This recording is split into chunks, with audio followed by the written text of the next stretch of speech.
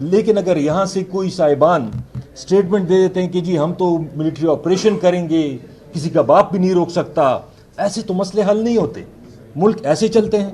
یہ نہ ہو کہ بے گناہ لوگ بھی مارے جائیں پھر ہم ان کو دہشت گرد بھی ڈکلیئر کریں۔ ان چیزوں پہ ہمیں صرف اختلاف ہے۔ بے گناہ لوگ نہ مریں، بچے، خواتین، بوڑھے، یہ کولیٹرل ڈیمیج نہ ہو۔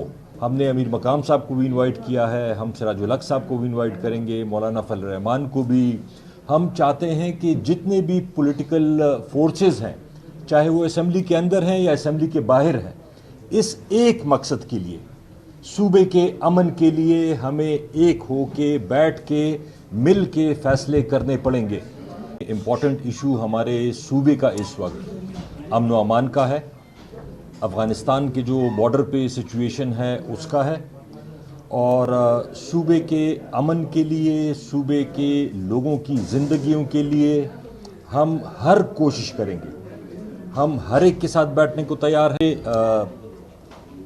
اسپیکر صاحب نے، جو ہماری صوبائی اسمبلی کے ہیں، انہوں نے 12 تاریخ کو ایک ساری political parties, x chief ministers, x governors, جو بھی باقی نیشنل لیڈرز ہیں صوبے سے، ان کو انوائٹ کیا ہے۔ اسپیکر صاحب نے کل، ہم سب ایک ڈیلیگیشن گئے تھے، ہم نے امیر مقام صاحب کو بھی انوائٹ کیا ہے، ہم سراج الحق صاحب کو بھی انوائٹ کریں گے، مولانا فضل الرحمان کو بھی۔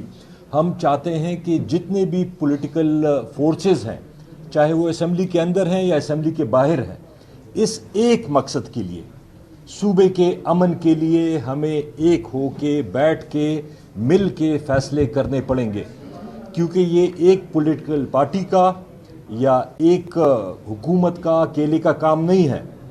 شاید باقی پاکستان میں لوگوں کو اتنا اندازہ نہیں ہے کہ وہاں پہ کیا سچویشن ہے، لیکن حقیقت میں وہاں پہ حالات خراب ہیں، لا اینڈ آرڈر کی بہت زیادہ پرابلمز ہیں۔ تو اس وجہ سے ہم چاہتے ہیں کہ ساری پولیٹیکل پارٹیز اور سارے لیڈران، مشران مل بیٹھ کے اس کے لیے ایک لائحہ عمل بنائیں اور اس پہ فیصلے کریں۔ تو انشاءاللہ 12 تاریخ کو ہماری یہ بھی ایک کوشش ہے۔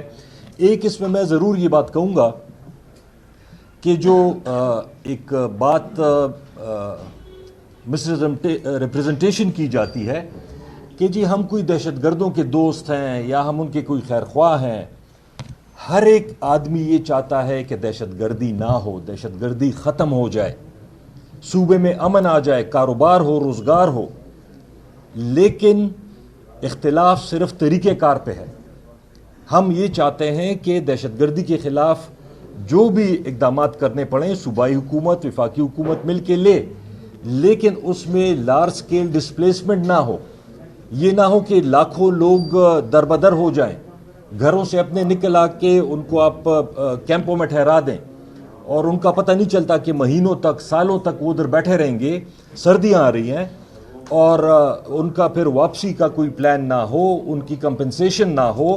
تو ہم یہ چاہتے ہیں کہ ایسا طریقہ ہو اور وہ مل بیٹھ کے حل ہو سکتا ہے۔